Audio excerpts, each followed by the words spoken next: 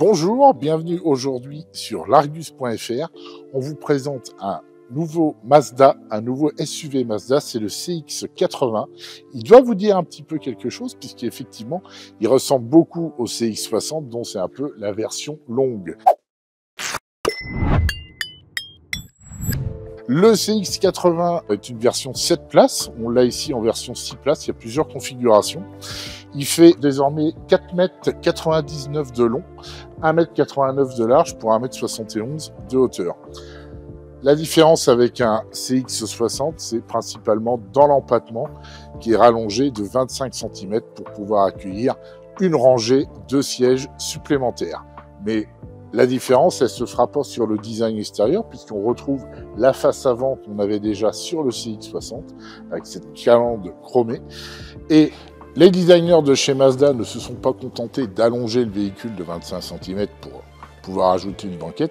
Il y a aussi l'arrière du véhicule. Alors on fait peut-être moins attention, mais par rapport à un CX-60, en fait, la courbe du haillon arrière est vraiment différente afin de favoriser l'espace intérieur et notamment la garde au toit au troisième rang. Alors sur les familiales, il y a toujours la question aussi de l'accessibilité dans le véhicule. Et là, vous allez voir que c'est assez intéressant. Parce qu'en fait, j'ouvre la porte arrière du CX-80.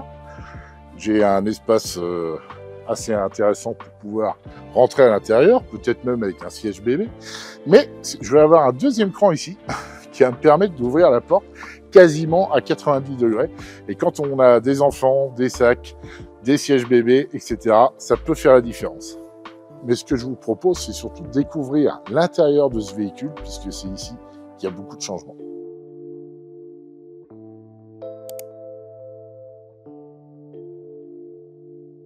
Alors, vous l'avez compris, tout l'intérêt du CX-80 par rapport au CX-60, c'est son empattement plus grand qui permet en fait d'avoir 3 rangées de sièges. Alors, il y a plusieurs configurations possibles. Ici, on est dans une configuration 6 places avec 2 sièges indépendants à l'arrière et une console centrale ici qu'on va avoir qui va servir pour les passagers. Donc, il y a des accoudoirs. On a évidemment un rangement ici qui est assez profond et on va avoir aussi des portes-gobelets. Il y a une deuxième configuration possible qui consiste à avoir une banquette 3 places classique. Et une troisième configuration, on a 2 sièges vraiment indépendants avec des accoudoirs intégrés. Alors, il n'y a pas la console centrale, par contre, ça va permettre d'accéder beaucoup plus facilement à la troisième banquette à l'arrière, dont je vous présenterai tout à l'heure.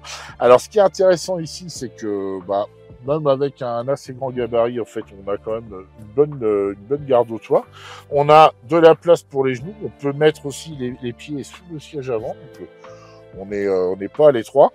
Ce qui est intéressant aussi ici, c'est qu'on a des réglages de climatisation qui sont accessibles au deuxième rang. Donc, c'est-à-dire que les passagers peuvent régler chacun leur température. On a aussi les réglages des sièges chauffants à l'arrière, indépendants.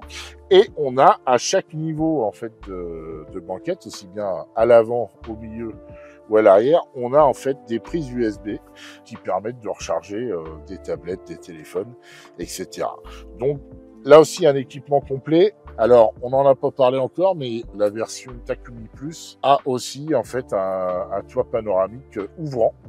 Alors ça prend un petit peu de garde au toit, mais disons que ça permet aussi d'avoir un habitacle vraiment lumineux et de profiter éventuellement du beau temps dès que les beaux jours reviendront.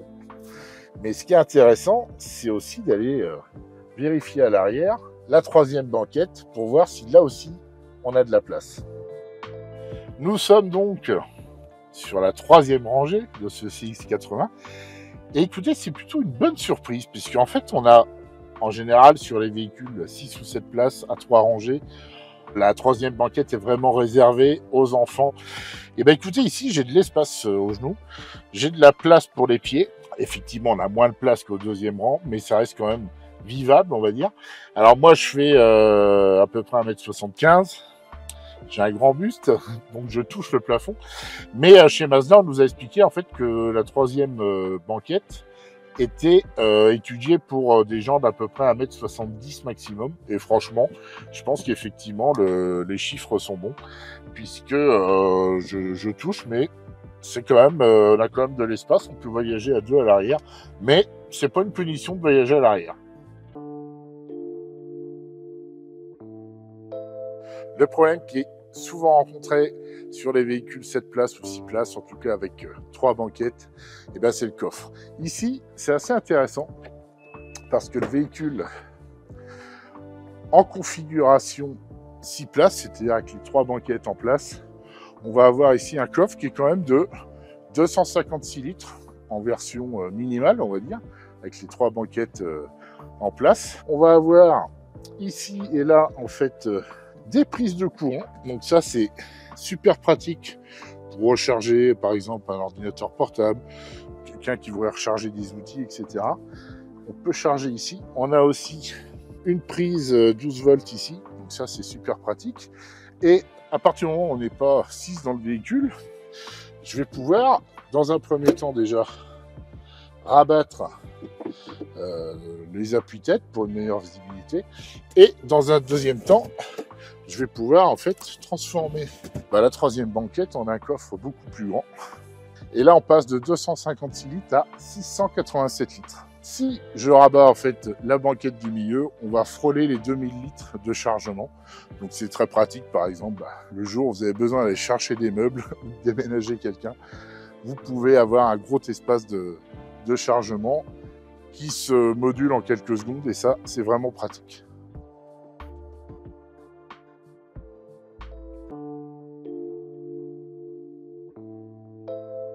À l'intérieur de ce CX80, on retrouve l'essentiel de ce qu'on avait déjà dans le CX60, avec ici cette très jolie finition Takumi Plus, qui est la version haut de gamme de ce CX80.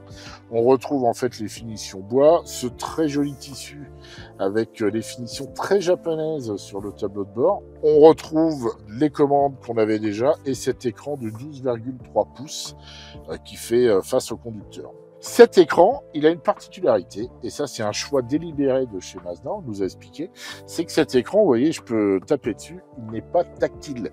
Il se commande avec cette molette ici au centre de la console centrale, où je vais pouvoir zoomer, faire des choix, revenir en arrière, etc., aller directement sur le menu. Tout ça grâce à la commande centrale ici. Pourquoi cet écran n'est pas tactile? Tout simplement pour privilégier en fait la sécurité. Chez Mazda, on nous a expliqué que le fait d'aller sur un écran tactile en conduisant dans les menus, dans les sous-menus, ça pouvait en fait, ça obligeait à quitter la route des yeux pendant quelques secondes et c'est pas bon.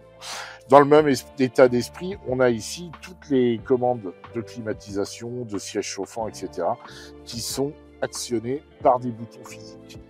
Et ça permet, une fois de plus, d'avoir les commandes directement à portée de main, sans avoir à quitter la route des yeux pendant parfois plusieurs secondes.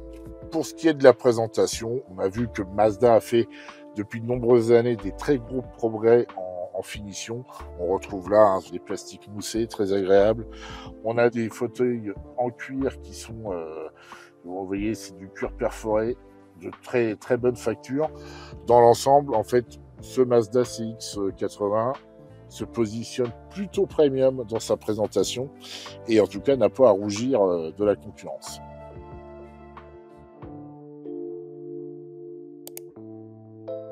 Côté motorisation, Mazda nous laisse deux choix. Premier choix, un 2,5 litres Skyactiv PHEV, c'est-à-dire hybride rechargeable, un essence qui va être accouplé en fait à un système hybride et une batterie, je vais pouvoir recharger. Donc cette motorisation fait 327 chevaux et on va avoir 53 km d'autonomie en mode tout électrique avec un couple respectable de 500 Nm. Deuxième choix, et ça c'est pareil, c'est une motorisation qu'on avait déjà sur le CX60, c'est le 6 cylindres diesel. Donc ça c'est quelque chose qui devient de plus en plus rare, mais on peut bénéficier, et ça intéressera les gros rouleurs et les professionnels, 254 chevaux, 550 Nm, avec une consommation raisonnable annoncée à 5,7 litres au 100. Et ça va surtout plaire effectivement aux gros rouleurs. Et surtout, on a le choix, PHEV ou diesel. Donc pour résumer, ce CX80, c'est ni plus ni moins qu'une version longue du CX60. Il fait 25 cm de plus en longueur. On rajoute une banquette. pour atteindre 6 places, voire 7 places suivant les configurations. En termes de poids, en fait, ces 25 cm de rallonge, j'ai envie de dire, vont à peu près peser 200 kg dans la balance comparé à un CX-60. Le poids commence à 2056 kg en diesel et 2100 et quelques kilos en PHEV, qui est un petit peu plus lourd à cause de son système PHEV et de la batterie. L'arrivée de ce modèle dans les concessions, ça sera pour la fin d'année 2024 et on s'attend à un surcoût comparé toujours au CX-60 d'environ 4 000 €.